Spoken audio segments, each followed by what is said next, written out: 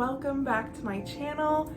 Again, I apologize for not posting for a while. So much has been going on. I literally got a spinal infection and I had one 2 years ago, but I thought it was a one-time thing, and then it came back and I couldn't really do anything walk or move. So I was not able to make any videos, even though I wanted to. I really wanted to do a couple of tags for Pride Month, and then I wanted to do my June wrap up and July TBR, but it's a bit too late for that now that I'm better and I can do stuff again. So today I just wanted to do a video I literally just thought of and I thought would be really fun. I wanted to give you guys my favorite adult romance books and give you some really great recommendations for adult romance books to read. Before we get started with this video, I just wanted to ask you guys to like this video and subscribe to my channel. Still trying to hit 1,000 by my birthday, which is in 1 week. I think it could be 6 days, but I don't really know. I think tomorrow it'll be 6 days when I post it, but then right now while I'm filming, it's 7 a week. Anyways, let's get started with this video and I'm gonna give you guys some really great romance recommendations. So these are in no specific order except for this one, which is my all-time favorite romance book, From Lukov with Love by Mariana Zapata. And I have one more Mariana Zapata book in here, but I didn't want to put too many because I didn't want to be annoying. But I just put my top 2 favorites, and this is my favorite romance book ever. It killed me. It killed me. Ice skating. Not enemies to lovers, but hatred to lovers. Again, you guys know, I'm hesitant to call anything enemies to lovers unless they're trying to kill each other, actively trying to kill each other. But it is mostly kind of advertised as enemies to lovers, so I guess if you like enemies to lovers, that's overused phrase and description, then definitely read this book. It has forced proximity. It has nope, I cannot do this. It has forced proximity. I had a lot of trouble saying that. Anyways, forced proximity, hate to love, cute little nicknames, taking care of each other when they're sick. If you like that, that is a good trope in here. The main character is Jasmine, and the book is from her point of view. And then the love interest is Ivan Lukov, and he is so cool, and I love him so much. And I love them both so much. Honestly, they're some of the best characters I've ever read. Their banter is super fun. The ending is, oh my god, so good. And as you know, I'm a fan of sports romance. To me, this is sports romance. Ice skating is a sport. Don't even get me started. But sports romance done absolutely perfectly. I couldn't ask for a better sports romance. It's insane. Okay, I need to stop talking about this book. I've talked about it for ever. Anyways, read it. It's incredible. Next is Her Name in the Sky by Kelly Quindlen. And I'm not really sure if this is classified as adult. I would say it's new adult because there's excessive drinking and sex. So honestly, I'd say it's new adult, and they're 18, so. But anyways, Her Name in the Sky is a book about a girl, Hannah, who is kind of falling in love with her best friend, Baker, and they go to a really religious school, and they're all very religious. It is a study in religious trauma and having extremely Catholic parents and families and friends. So there are a lot of trigger warnings like religious trauma, homophobia, internalized homophobia, excessive drinking, alcohol abuse, It's a lot. It is so beautifully written. I was obsessed. There's one line, oh my god, it's so good. I have to find it. Okay, I can't find the quote, but it's about like Baker cries and she wept just as Eve wept in the Garden of Eden, and it's just like so beautiful and I love it so much and I think about it all the time, but it's gorgeous. I absolutely recommend Her Name in the Sky. It's so good. My absolute favorite sapphic book of all time, and I don't know, I just really am obsessed with it. I've never heard a bad review of it. If you haven't read it, absolutely go read it. It's incredible. Next, I'm sure this is a super popular book, but The Hating Game by Sally Thorne. I know most of you have probably read this book if you're coming here for adult romance recommendations. It's like one of the first recommendations, honestly, like in every video, every recommendations list for adult romance. But incredible office romance. Actual rivals to lovers because they're competing for the same position at their publishing company, and it's two companies that merge together. And Lucy worked for like the independent, creative, like risk-taking company, and then Joshua worked for the like white collar, like cookie cutter kind of publishing house that don't mingle. Like those two do not get along. Like not even anyone from the publishing companies get along, especially not Joshua and Lucy, who are the assistants for the two heads of the company, and they're competing for a job. And so they are rivals and they fucking hate each other so much. Absolutely why it's called The Hating Game. But it's so good. The sexual tension in this book, I've never read a book with more sexual tension. Like, it's incredible. And you get to see them just like fall in love. And I don't want to say too much in case anyone's planning on reading this, but the ending is one of the sweetest endings I've ever read. Like, I didn't expect it at all. Like, the big, like, secret. But, oh my god, it's so good. It has also the person A taking care of person B when they're sick. Like, it has paintball. It has meeting the family. Like, it's all so good. I absolutely 100% think you should all go read it. Like, it is incredible. Next is a book I read this year, and I honestly was not expecting to like it as much as I did just based on the cover, because it's kind of a garbage cover, but still. The Roommate by Rosie Danan, and this is about a wealthy socialite, Clara, who moves in with a porn star, Josh Darling, and I love Josh so much. This is a very like sexual book, so if you don't care about like the characters having sex, like you don't really want to read it like super often, then this book probably isn't for you. But if you do, then this book is for you, and there's so much sexual tension all the time, and Clara is like kind of sexually repressed, and obviously Josh is not. So this is like the story of them getting to know each other in more ways than one. It's mostly like roommates with benefits. I would say it's roommates with benefits. Like, that's honestly what it is.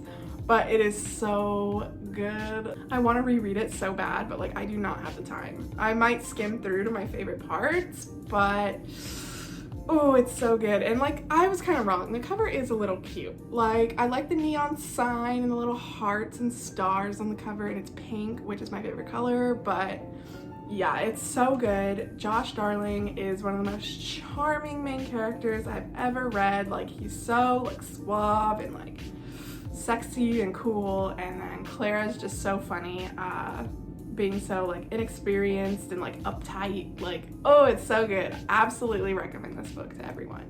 And then obviously I had to include Red, White, and Royal Blue. I want to say that this does kind of romanticize politics when politics should not be romanticized, and kind of romanticizes like the two biggest colonizing countries in the world. So definitely be aware of that before you read it, because it is a romance between the first son of the United States and the Prince of Wales. So just make sure you know that before you read it. They are enemies, not really enemies, they just kind of hate each other, and not for really any reason at all, they just do. But then they become kind of friends with benefits, two lovers, I'd say. But it's really, really cute. Alex is bisexual and Henry is gay, and it's just a cute little read. There's a lot about like discovering your sexuality and like coming out to your parents and stuff like that. And I just think it's a really cute read, and I really enjoy it. And it's one of the first gay books I've read. Like, I read books with gay characters, but this is one of the books I first read that was a gay book. So, bit nostalgic for me, but this is just like standard adult romance book that everyone knows, everyone loves. I literally got asked about it at work yesterday. Like, someone came up to me and they were like, "You said you like to read, right?" And like, I never know what to expect when people ask me that, and I was like, huh? And then she was like, "So you've probably read Red, White, and Royal Blue, right?" And I was like, yes. Do you want to talk about it? Like a crazy person. But it's really good. Definitely recommend. I know you've heard of it, and I know you've probably read it, but in case you haven't, I recommend it. Alright, so I finished reading this last night. It is my first book from this author, who is absolutely deranged, for one. Let's get that out of the way. But I liked it, and I rated it 5 stars because this is one of the first like sapphic books that I've read that's like just fucking crazy. Like, it's an adult book that's like absolutely insane, and if it were straight people I would be like, oh, I don't really like this. But since it was sapphic, I was like, ooh, like this is gonna be good. And it is Tryst, Six Venom by Penelope Douglas. That cover and title is ugly as hell, but let's not talk about that.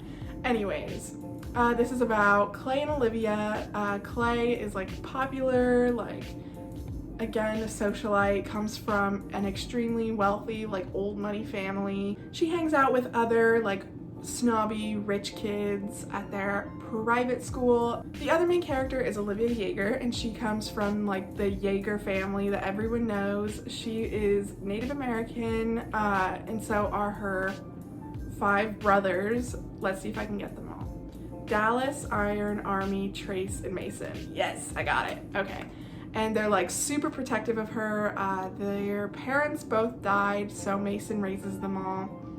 And there is a rivalry kind of between the Tryst Six, which is what they're called, and the St. Carmen, like, rich kids, like Clay and her friends Christian, Amy, and Callum, and all that. And Clay lives to make Olivia's life like a living hell. Like, this is a bully romance. It is a bully romance. Olivia can like give what she gets, but it's still like Clay has the upper hand, like the power imbalance. Like, Olivia and her brothers like will go to jail like if they get into trouble, but like Clay obviously can get out of it because she's rich. So they do like they hate each other so much. They're on the lacrosse team together, and Clay is the captain, and it's just a story about them getting close and like being unable to deny their attraction to each other. And it starts as like just sex, and they still like hate each other, but both of them like can't deny that they're falling in love, and it's so good. And even especially towards the end, the amount of like protective trope and jealousy trope in this book is so good. They're like 2 of the best tropes ever, is protective trope and jealousy trope, and like this has unmatched levels of both of those tropes. So if this is something you're looking for, like an unhinged, just like I fucking hate you like romance, this is it for you. Like, this is it. Like, I'm gonna let you know there's a bunch of fucking trigger warnings, like a ton. And it is kind of fucked up at a lot of points in the book. So if that's not something that you enjoy reading, then I wouldn't recommend this to you, because it is kind of deranged. Next is Hands Down by Mariana Zapata, and I feel like I've talked about this book in like 3 videos in a row, but I really liked it a lot, and I don't know, I just really enjoyed it. It was so cute. I love Zach Travis, I love Bianca, like they're both really good characters. I love the best friends to lovers, like it's just really incredible. As always, Mariana Zapata's writing is really nice, and I enjoy reading her books, and this is my second favorite of her books after From Lukov with Love. Sports romance, but kind of not really. Like, the sports are barely talked about, but I still really enjoy it, and I definitely recommend it to anyone looking for just a cute, like, best friends to lovers romance. Like, it is just adorable. I cannot stress that enough. Next is One Last Stop by Casey McQuiston, and this just came out. I've already talked about it. Jane gets stuck on a subway, like through space and time, like she got stuck on it, and she can't leave it. Like every time she tries to leave the subway, she ends up back on it. And it's not the same subway every time, but it is. Like, she is always on the subway. Like, Universal, the subway, she's on it. Like, it's so strange and it's hard to understand. But August tries to help her, and that's what this book is about. And it's about them, like, figuring out how to get Jane off, how to acclimate her, because she is from the 70s. And it's just really good. I really like it. The, like, useless sapphic trope is perfect in this book. Like, they both are pining, they both are just like August is like a stuttering, like embarrassed, like blushing bisexual, and then Jane is just like the suave, cool lesbian. Like, it's really good. It's super good, and I absolutely recommend it. I know that is an unpopular opinion. Not everyone enjoyed this book, but I really did, and I definitely think that you should go read it. Next is People We Meet on Vacation, and I put this in my TBR video, and I have yet to talk about, like, if I liked it or not. So, spoiler alert, I absolutely loved it. I think I rated it 4 stars, and it is just so incredible and cute and fun and sad.